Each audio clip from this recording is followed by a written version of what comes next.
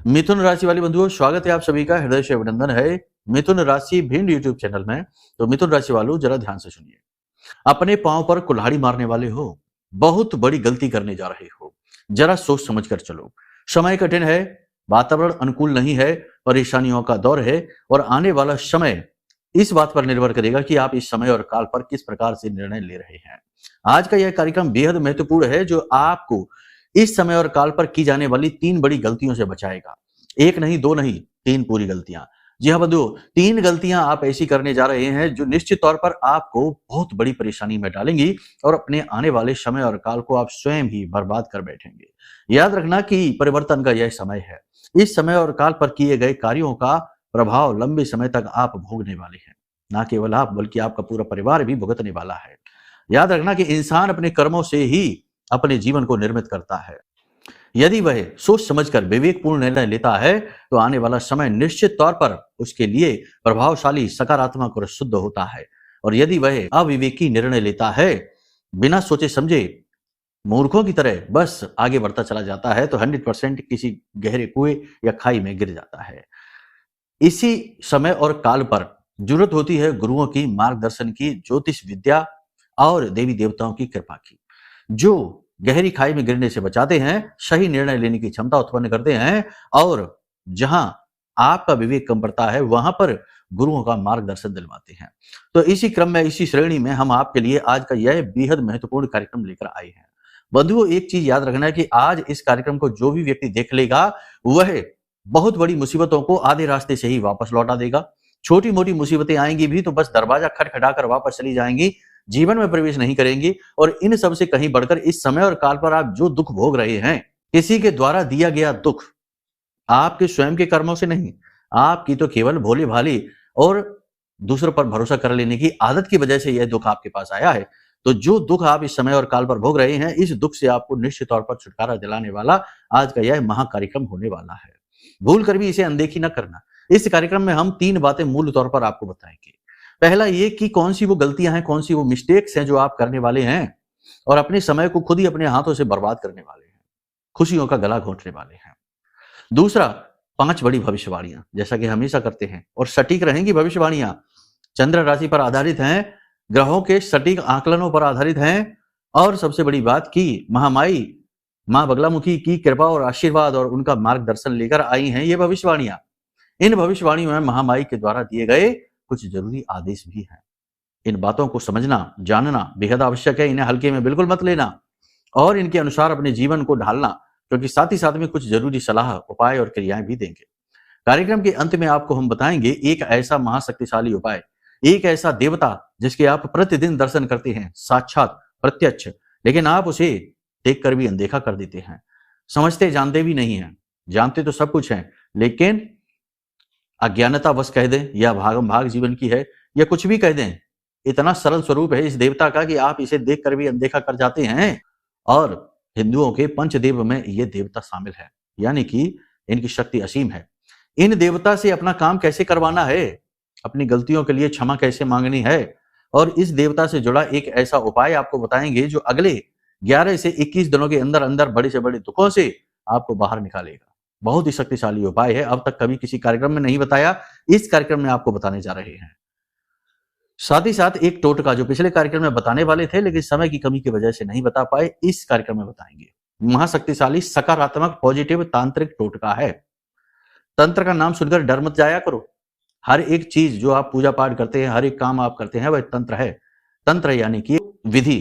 अब जो भी विधि से काम किया जाता है, नियम से किया जाता है, वह तंत्र होता है। तो सकारात्मक तांत्रिक उपाय बताएंगे, इस उपाय को कर लेना। कोई भी एक इच्छा, एक मनोकामना केवल 11 दिनों के अंदर अंदर पूरी हो जाएगी, ठीक है। कार्यक्रम बेहद महत्वपूर्ण है बंधुओं, बहुत सोच विचार करके अपने जीवन के अनुभवों को साथ लेकर इस कार्यक्रम को आपके लिए निर्मित किया है। अनदेखी मत करना, वरना आप अपने लिए ही बहुत बड़ा गड्ढा खोद लेंगे, क्योंकि समय और काल का तो ज्ञान होगा नहीं। तो बिल्कुल उसी तरह से आगे बढ़ेंगे जैसे कि आंखों पर पट्टी बांधकर कोई गाड़ी चलाए, कहीं ना कहीं तो जाकर टकरा ही जाओगे, ज्यादा दूर तक सकुशल नहीं चल पाओगे। तो महामाई का आदेश मानकर आज के इस कार्यक्रम को पूरा देख लेना, आप सकुशल रहेंगे, इस बात की गारंटी है। तो चलिए इसी सुंदर भाव के साथ महामाई को याद करते हैं, कार्यक्रम की शुरुआत करते हैं। कमेंट बॉक्स में पूरे भक्ति भाव के साथ लिख डालिए, जय मां भद्रकाली कृपा करो। महामाई निश्चित तौर पर आपके ऊपर कृपा कर रही हैं, कर चुकी हैं, तभी ये कार्यक्रम आप देख रहे हैं, माई से आप जुड़ रहे हैं, भाव आपका प्रगाढ़ हो रहा है, माई की कृपा आप तक आ रही है। धीरे धीरे चीजें अपने आप सुलझती चली जाएंगी। प्रतिदिन कार्यक्रम देखिए, प्रतिदिन कार्यक्रम हम लेकर आते हैं आपके लिए, लगातार मेहनत करते हैं, आपको सतमार्ग पर बनाए रखने का दृढ़ संकल्प लेकर बैठे हैं। बस आप विश्वास के साथ जुड़े रहिए, धाम से जुड़े रहिए, माई से जुड़े रहिए। हमसे जुड़िए या न जुड़िए, हम तो बहुत ही तुच्छ हैं, कीड़े मकोड़े के समान हैं, माई के चरणों में पड़े रहते हैं। बस माई से जुड़ जाइए, यही हमारा मूल भाव है। हम तो माई के एजेंट हैं, ठीक है। तो चलिए भाव और गहरा करिए, मन में याद करिए माई को, लिखिए कि हे महामाई, हे ब्रह्मास्त्र विद्या, हम आपके परिवार के सदस्य हैं, मैं भी माई के परिवार का हिस्सा हूं। इस प्रकार से बोलिए और चलिए अब अपने मूल विषय को शुरू करते हैं। बात करते हैं 5 बड़ी भविष्यवाणियों की, जिनमें कुछ जरूरी चेतावनियां हैं, अनदेखी मत करना, ठीक है। चलिए ध्यान से सुनिए। जय माई की। बंधुओं, ज्योतिष और तंत्र विद्या के क्षेत्र में आचार्य अमित एक जाना माना नाम है।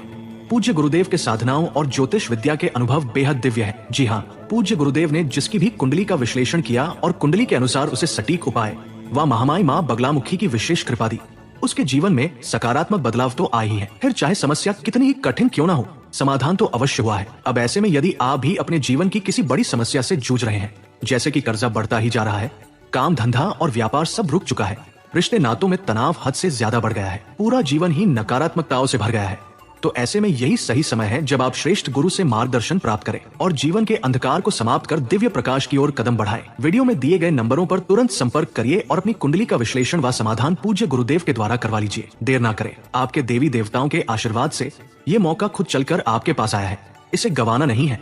अभी फोन करें और गुरुदेव से मार्गदर्शन प्राप्त करें। महामाई आपका कल्याण करें। धन्यवाद। सबसे पहली भविष्यवाणी, मदद। जी हाँ, मदद किसी की भी करें, खूब करें, कोई समस्या नहीं है। सामाजिक ढांचा एक दूसरे की मदद पर ही आधारित है। मदद करना एक अच्छा कर्म है, पुण्य कर्म को बढ़ाता है, लेकिन मदद कहां तक करें, कितनी करें, ये कौन निर्धारित करेगा? आप जैसे भोले भाले सीधे साधे लोग यहीं पर आकर फंस जाते हैं।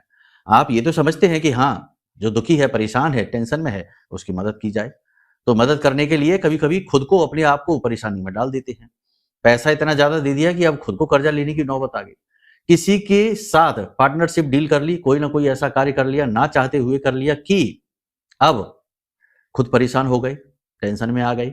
कहने का मतलब यह है कि अपनी परेशानी जब तक शुरू ना हो, ठीक है, तब तक मदद करिए। कहने का मतलब यह खुद को परेशान करके मदद करना, ये एक गलत भाव है। अब मदद को अच्छी तरीके से आप समझ लो कि मदद असल में है क्या।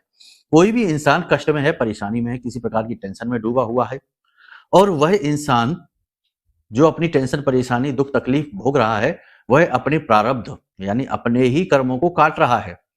दुखी है, परेशान है, जो भी कुछ है, लेकिन वह अपने कर्म काट रहा है। और हर इंसान, हर जीव यहाँ पर अपने कर्मों का फल ही भोग रहा है। कुछ इस जन्म के कर्म है और कुछ पिछले जन्म के कर्म है जो प्रारब्ध बनकर उसके साथ आए हैं। जैसे कोई रोग, जैसे कोई भयानक कर्जा, जैसे कोई एक्सीडेंट, दुर्घटना, या फिर कोई बहुत बुरी गलत आदत। तो अगर किसी प्रकार का, इस प्रकार का कोई कष्ट है, तो यह उसका प्रारब्ध है। प्रारब्ध उसे भोगना ही होगा, काटना ही होगा। अब आपका रोल कहां है? जब वह इंसान खुद आपके पास मदद मांगने आता है, तो आप उसकी मदद करिए। अब यह आपका दायित्व बन जाता है। आपका भी कहीं ना कहीं उससे कोई कार्मिक पैटर्न जुड़ा हुआ है, कार्मिक रिश्ता है, कर्म का रिश्ता है, आपको उसकी मदद करनी है। लेकिन अब यहां पर एक ट्विस्ट है, और ट्विस्ट ये है कि आप उसकी मदद कितनी करें। अगर मान के चलो कि उस इंसान के ऊपर 10 लाख का कर्जा है और आपके पास भी 10 ही लाख रुपए है, वह मदद मांग रहा है कि हमारी मदद करो कर्जा चुकाने में, तो क्या पूरे 10 लाख रुपए आप उसे दे देंगे? आप उसे पूरे 10 लाख रुपए देकर मदद कर सकते हैं, आपको लगेगा कि आपने पुण्य कर्म कर दिया। लेकिन यहां पर आपने क्या किया है? वो जो 10 लाख रुपए आपके पास है, वो आपके ही नहीं है, उनके ऊपर आपके परिवार का, आपके माता पिता, आपकी धर्मपत्नी, आपके बच्चों का भी अधिकार था, क्योंकि उनकी जिम्मेदारियां, उनका दायित्व लेकर आप आए हैं। उनका दायित्व आपके ऊपर है और उन्हें सकुशल रखना, बनाए रखना, उनके भविष्य को सुरक्षित रखना आपका धर्म था। लेकिन आपको यह लगा कि इस इंसान की मदद करके आप अपने पुण्य का घड़ा भर सकते हैं, तो कहीं ना कहीं ये स्वार्थीपन का भाव आपके अंदर आया और इस वजह से आपने खुद का भविष्य खतरे में डाला और अपने परिवार का भी भविष्य खतरे में डाल दिया और अपने दायित्वों का सही निर्वहन नहीं किया। तो इस तरह आप पुण्य का नहीं, पाप के भागीदार बन गए, क्योंकि आपकी वजह से अब आपका परिवार दर दर की ठोकरें खाएगा। तो ये मदद कहां हुई? ये मदद के चक्कर में तो आपने पाप ही मोल ले लिया और आपके अपनों का ही पाप आपने मोल ले लिया। याद रखना कि जो भी व्यक्ति आपके ऊपर आया है दायित्व बनकर, आपका रिश्तेदार है, आपका बेटा बेटी, आपका भाई बहन, जो भी आप पर डिपेंडेंट है, उनके साथ भी आपका कार्मिक रिलेशनशिप है, उनका भी आपको चुकाना है, लेकिन आपने नहीं चुकाया। आप स्वार्थी हो गए, आपने सोचा कि अपने पुण्य का घड़ा भर लेते हैं, इंसानियत दिखा लेते हैं, अपने कर्म को सुंदर बना लेते हैं, और इस चक्कर में दूसरे का हक आपने मार लिया। तो दूसरे के हक को मारने को क्या कहेंगे? दूसरे के हक को मारने को तो कहेंगे कि आपने पाप कर्म कर लिया। तो ये अच्छा कर्म हुआ कि बुरा कर्म हुआ? तो अब यहां पर लाइन कहां ड्रॉ होती है? लाइन यहां पर ड्रॉ होती है कि आप किसी की मदद वहीं तक करें जहां तक आप सक्षम हैं। जहां तक आपके जीवन में टेंशन परेशानी नहीं आती है, परेशानी आपके जीवन में आनी शुरू हो जाए, आप रुक जाइए और उससे कहिए कि भाई अब तुम अपनी खुद देख लो, क्योंकि उसको तो कष्ट होगा ही होगा, उसे तो भोगना ही होगा। आप उसे अपने 10 लाख रुपए दे देंगे, उसके बाद भी उसका कष्ट दूर नहीं होगा। कुछ दिन तक उसे राहत मिल जाएगी, लेकिन उसके बाद फिर से वही हो जाएगा, पैसे उसके छिन जाएंगे, चले जाएंगे, वही अपनी दुर्बुद्धि से अपने पैसे को इधर उधर डुबा देगा और फिर से खड़ा हो जाएगा आपके सामने, क्योंकि उसके जीवन में तो कष्ट लिखा है, वो लेके आया है, वह तो भोगेगा ही, आपका भी बेकार चला जाएगा। तो कहने का मतलब यह है कि आप मदद को पहले अच्छी तरीके से समझ लो कि क्या है मदद। हर इंसान के लिए मत पिघल जाया करो, हर इंसान के लिए मत खड़े हो जाया करो, हर एक की मदद के लिए तत्पर तैयार मत हुआ करो। पूरे दुनिया की जिम्मेदारी ठेकेदारी आप लेकर नहीं आए, आप केवल एक दायरा, एक लिमिट, एक सीमा में रहकर काम करिए, ठीक है। हम आपको ये बातें क्यों कह रहे हैं? क्योंकि अगले 3 से 5 दिनों में आपके पास कोई एक व्यक्ति ऐसा आने वाला है जो आपसे मदद मांगेगा और चढ़ बढ़कर आप मदद करने की कोशिश करेंगे, क्योंकि इमोशनली वह आपको अपने जाल में फंसाएगा। कोई अपना ही होगा। याद रखना कि जब भी इंसान चोट खाता है, उसके ऊपर घात होता है, वह हारता है, तो सामने वाला अपना ही होता है। परायों से कभी कोई हार नहीं सकता। अपनों के हाथों ही धोखा मिलता है, अपनों के हाथों ही इंसान सबसे ज्यादा कष्ट भोगता है। तो यहां पर भी यही कहानी होने वाली है, संभल कर रहना। अगले 3 से 5 दिनों में मदद कोई मांगेगा, कर्जा मांगेगा, उधार मांगेगा, चीजें मांगेगा, जो भी कुछ मांगे, फेवर मांगे, जमानत मांगे, गारंटी आपको लेनी है? नहीं, बिल्कुल नहीं, ठीक है। फ्रॉड हो जाएगा, आप फंस जाएंगे, आपके साथ आपका परिवार भी भोगेगा। पहली चीज तो ये हो गई। दूसरी चीज, अपने गुप्त रहस्य, अपने राज किसी को मत बताना। अगले 3 से 5 दिनों में आप ये भूल करने वाले हैं। भविष्य की योजनाएं, अपने गुप्त रहस्य, अपनी योजनाएं, अपने राज, अपनी समय की जो गतिविधि है वह समय से पहले ही आप बताने वाले हैं। यहां तक कि अपनी पास्ट की यानी भूतकाल की कुछ गलतियां, कुछ भूलों को भी किसी को बताने वाले हैं, और इनका दुरुपयोग होकर आप परेशानी में फंस जाएंगे। तो ये चक्करों में आप नहीं पड़ना। याद रखना, जो हम कार्यक्रम आपको बता रहे हैं ये भविष्यवाणियों के साथ साथ एडवाइस है, सलाह है, क्योंकि गुरु का काम केवल ये नहीं है कि बता दे कि ये गलती है, ये खतरा है, ये भी बताए कि इससे बचना कैसा है। और हम अपने धर्म को बखूबी निभाते हैं, यही हमारा धर्म है। तो हम आपको बता रहे हैं कि एक निश्चित दायरे में रहिए, ठीक है। तीसरा, आपके ऊपर निगेटिविटी हावी होने वाली है, अपने ही विचारों में आप उलझने वाले हैं। चंद्रमा खराब होने की वजह से आप अपने ही विचारों में उलझ जाएंगे। जो चीज नहीं है वो चीज दिखेगी, जो चीज जैसी है उससे कहीं ज्यादा चढ़ बढ़कर दिखेगी निगेटिव चीजें, और पॉजिटिव दिखनी बंद हो जाएंगी, ना के बराबर दिखेगी।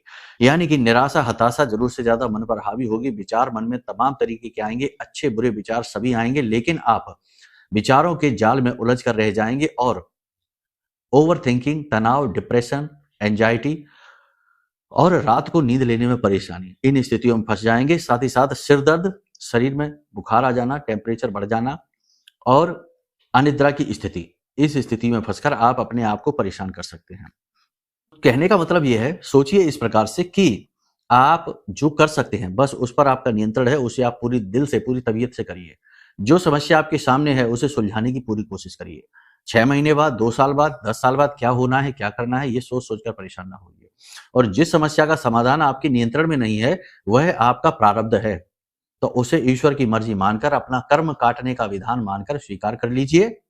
और फिर जब आप इस प्रकार से चलेंगे तो ये समर्पण भाव है, और इस समर्पण भाव को ईश्वर बहुत अधिक पसंद करते हैं। वो चाहते भी यही हैं कि आप समझें कि कौन सा कार्य आप कर रहे हैं और कौन सा कार्य भगवान कर रहे हैं, और भगवान के कार्यों में इंटरफियर नहीं करते हैं। अपने कर्म करते रहिए। आप जैसे ही इस भाव को स्वीकार करेंगे, देखेंगे कुछ ही समय में आपकी वह समस्या धीरे धीरे क्षीण होनी शुरू हो गई, गलनी शुरू हो गई, और एक दिन वो आएगा कि पूरी तरीके से वो समस्या समाप्त हो जाएगी, क्षीण हो जाएगी। तो ये चीजें होती हैं समझने की, जीवन का विधान। इसी के साथ साथ तीसरा, धार्मिक स्थानों पर आप जाएंगे, भगवान के दर्शन करेंगे, लेकिन कहीं ना कहीं आपके मन में भगवान के प्रति, अपने भाग्य के प्रति और अपने जीवन के प्रति शिकायत का भाव है। इस शिकायत के भाव को आपको दूर करना होगा। जो भी कुछ आप इस संसार में आए हैं लेकर, और जो आपको मिल रहा है वो सब कुछ आपके खुद के कर्मों का ही परिणाम है।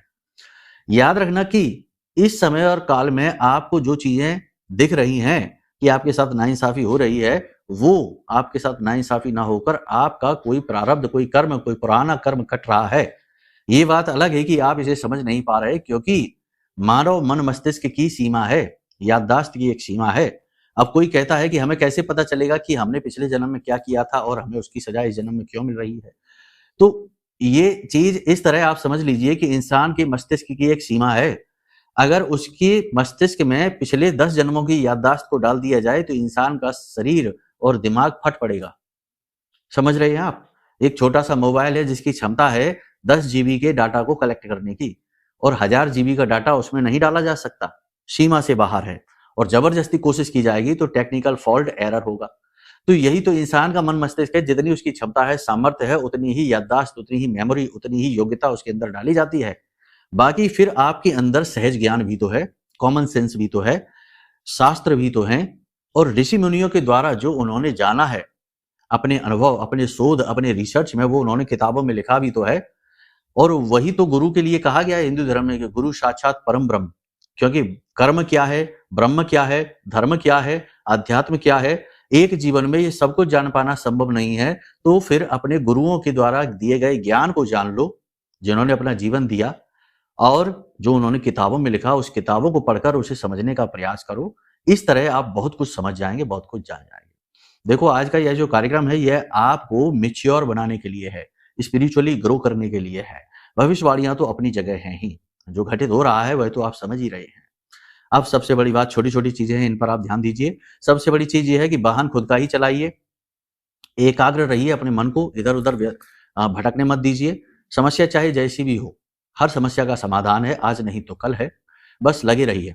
ठीक है, मन अपना पॉजिटिव रखिए, नेगेटिविटी को हावी मत होने दीजिए, गलत लोगों से आप दूर रहिए, किसी और का वाहन नहीं चलाइए, अपना वाहन किसी को मत दीजिए, अपने वाहन को चलाइए। साथ ही साथ ऊंचे स्थानों पर सोच समझ के जाइए, फिसल के गिरने का डर है। शरीर के कमर के निचले हिस्से में और शरीर के दाहिने भाग में चोट लगने का डर है, थोड़ा संभल कर रहिए। बिजली से और अग्नि से बचाव रखिए, जलने का या फिर किसी अन्य प्रकार की दुर्घटना का भाव उत्पन्न हो रहा है, थोड़ा संभल कर रहने की आवश्यकता है। दाम्पत्य जीवन में अपने जीवन साथी के साथ तालमेल बैठाकर चलिए, उनके जीवन में क्या चल रहा है, उनकी कौन सी उलझनें हैं, उनके कौन से कष्ट हैं, इन्हें भी समझिए। मन को समझकर व्यवहार करिए तो बड़ा ही कुशल रहेंगे।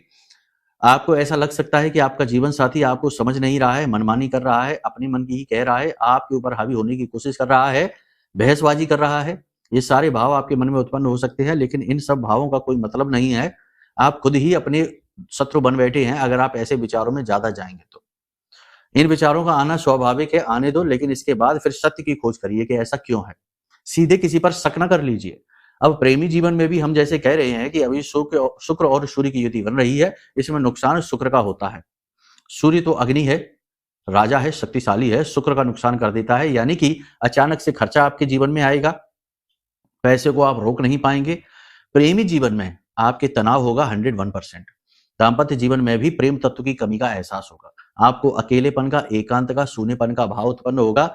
दाम्पत्य जीवन में या किसी भी अन्य रिश्ते में आपको ऐसा लगेगा जैसे कि आपकी मेहनत, आपका समर्पण सब बेकार चला गया, कोई समझने को तैयार ही नहीं है।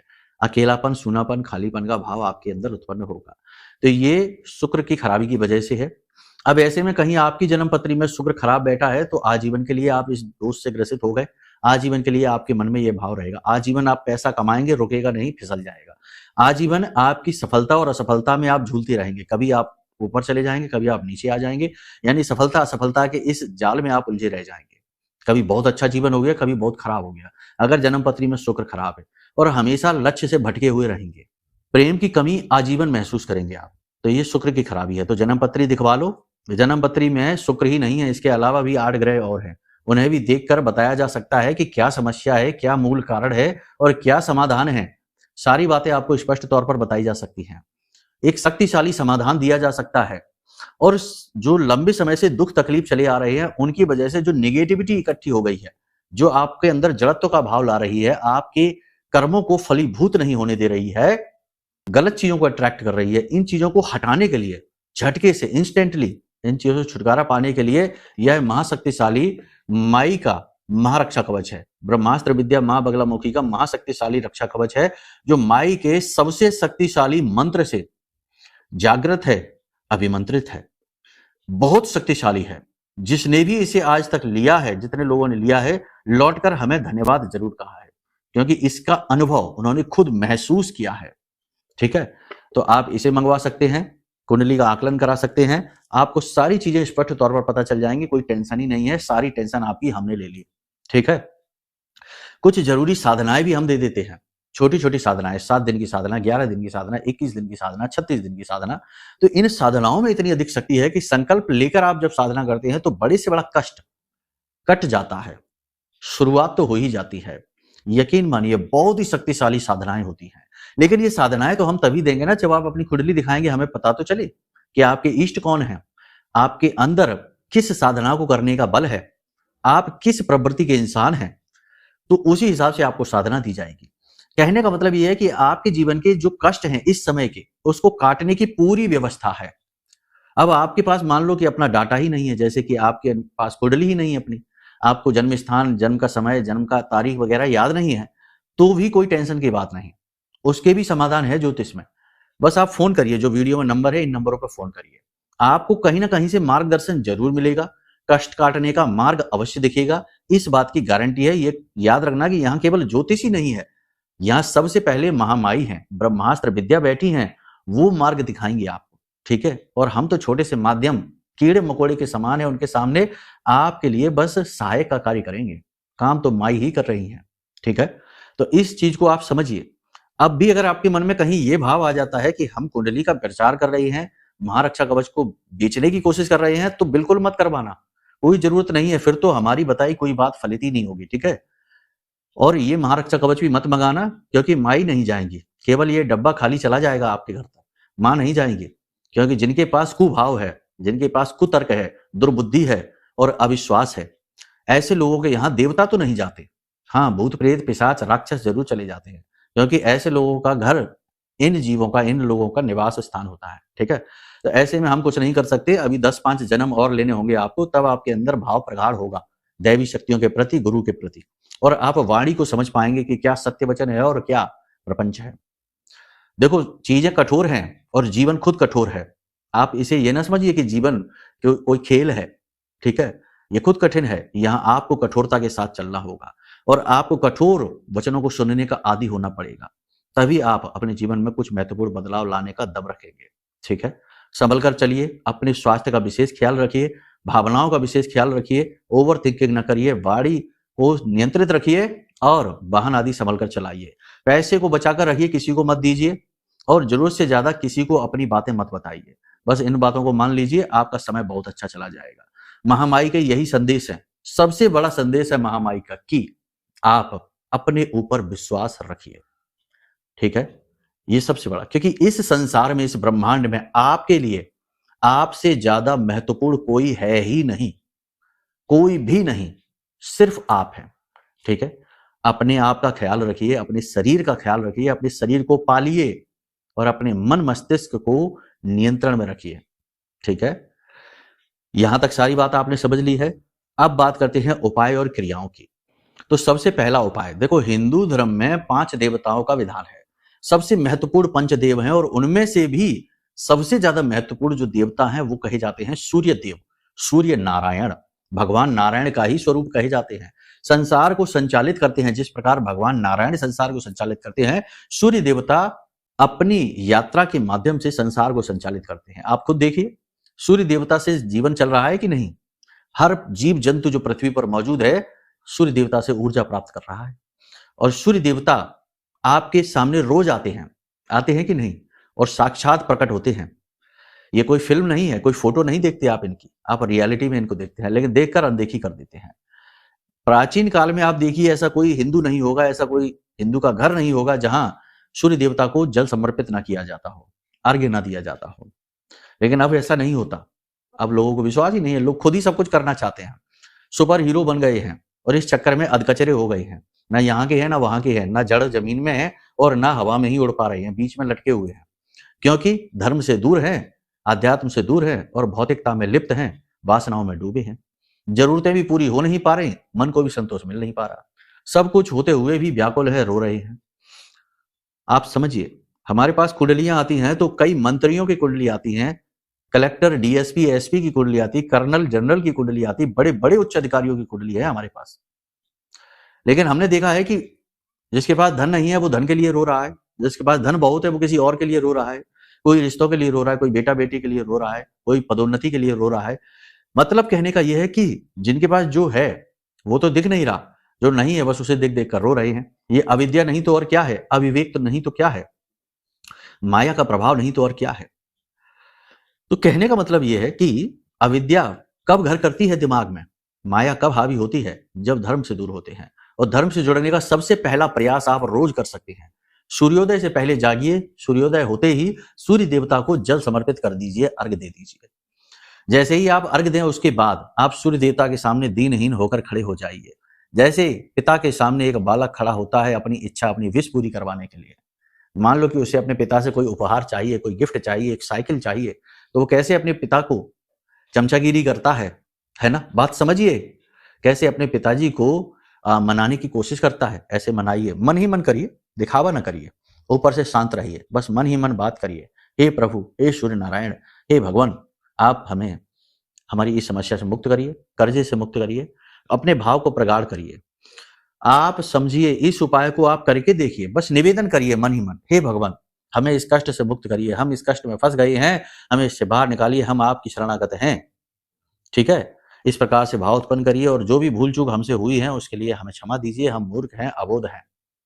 ठीक है, इस प्रकार से आप निवेदन करते रहिए। अब बहुत से लोग कहेंगे हम तो शंकर जी की पूजा करते हैं, हम सूर्य देवता को कैसे निवेदन करें? तो आप समझिए कि सारी दिव्य शक्तियां एक ही हैं। शिव ही शक्ति है, शक्ति ही शिव है, शिव ही कृष्ण है, कृष्ण ही शिव है। भेद नहीं है, भेद करने वाला मूर्ख है। काकभूषुंडी का प्रकरण याद है ना? उन्होंने शिव में और राम में भेद किया था, तो शिव जो उनके आराध्य हैं उन्होंने ही 1000 योनियों में कष्ट भोगने का श्राप दे दिया था उनको। तो ये मूर्खता न करना। सब देवता एक ही हैं, अलग अलग रूपों में प्रकट होते हैं हमारे मनोभावों के अनुसार। तो आप सूर्य को भी नारायण समझकर, शिव समझकर, काली समझकर, माँ बगलामुखी समझकर उन्हें इस प्रकार से निवेदन करिए। ठीक है, कुछ भी फर्क नहीं पड़ेगा, कोई अंतर नहीं पड़ेगा, बस आपका भाव शुद्ध हो जाएगा, मन शुद्ध हो जाएगा। इस प्रकार से इसको करिए, सूर्य देवता को अर्घ दीजिए। 11 दिन का या 21 दिन का यह उपाय है, इसे करके देखिए। इसी के साथ साथ सबसे महत्वपूर्ण उपाय है कि भगवान भोलेनाथ को अनार का रस अपने हाथों से निकालना। एक अनार लेकर आना, हाथों से रस निकालना और उसमें थोड़ा सा शहद मिलाना और उस अनार के रस को ये शिवलिंग पर चढ़ाना शुरू करिए प्रतिदिन। और वहीं पर बैठकर कम से कम 11 माला का ओम नमः शिवाय पंचाक्षरी मंत्र रुद्राक्ष की माला से करना प्रारंभ कर दीजिए। 11 दिनों के अंदर अंदर बड़े से बड़ा, भीषण से भीषण कष्ट दूर हो जाएगा। लिख कर ले लो आप हमसे, ठीक है? तो इन उपायों को आप करके देखिए। बाकी हमने आपको कह दिया है कि समय और काल परिवर्तन का है, कुंडली का आकलन करा लो, महामारी का महारक्षा कवच मंगवा लो, ताकि लंबे समय तक सुरक्षा आपको प्राप्त होती रहे। और फिर हम तो हैं ही आपको मार्गदर्शन देने के लिए, माई के आदेश से हम यहीं बैठे हैं आपके लिए। अब कार्यक्रम को यही विराम देते हैं। जो बातें हमने बताई हैं इन्हें गंभीरता से समझने का प्रयास करिए, ठीक है? ये जीवन को बदलने वाले प्रवचन हैं। कोई मन में प्रश्न उठे, जैसे कुंडली आकलन कराना है, महारक्षा कवच लेना है, या फिर मच्छमड़ी लेनी है, राहु का सबसे बड़ा तोड़ है मच्छमड़ी, ये लेनी है, या किसी अन्य प्रकार की कोई सलाह लेनी है, तो वीडियो में नंबर है, नंबरों पर फोन करिए, तुरंत आपका मार्गदर्शन हम करेंगे। ठीक है, तो चलिए कार्यक्रम को विराम देते हैं। प्रेम से बोलिए जय माई की, जय मां बगलामुखी। हमारे प्रिय और परम पूज्य आचार्य जी ने अपनी साधनाओं के अनुभवों पर आधारित शक्तिशाली उपाय और क्रियाओं के माध्यम से हजारों लोगों के जीवन को पूरी तरह से बदला है। आचार्य जी के द्वारा बताया गया हर एक उपाय इतना सटीक और कारगर होता है कि जो भी इसे पूरे भाव के साथ कर लेता है उसे साक्षात महामाई की कृपा और आशीर्वाद प्राप्त हो जाती है। इसलिए निसंकोच इन उपायों को पूरे भाव के साथ करिए, आपका कल्याण होगा। जय माई की।